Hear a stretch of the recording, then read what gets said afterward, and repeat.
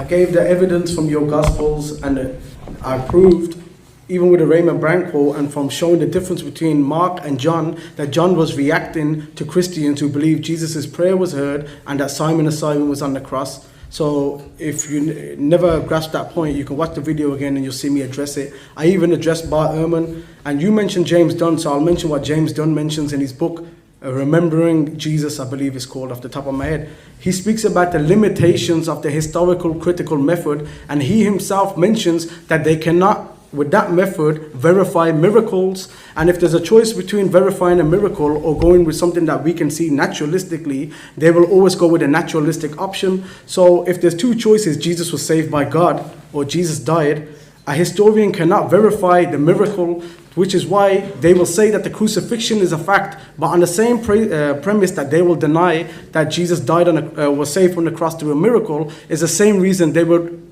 reject the resurrection, because Bart Ehrman even says they cannot verify miracles. So if you got the Psalms making it clear that the Messiah will be saved from dying, his prayer will be answered, and you got these historians saying that he died on the cross, and the Quran confirms that they did not kill him, then I'm going to take the Quran and the words of the prophets over these historians any other day.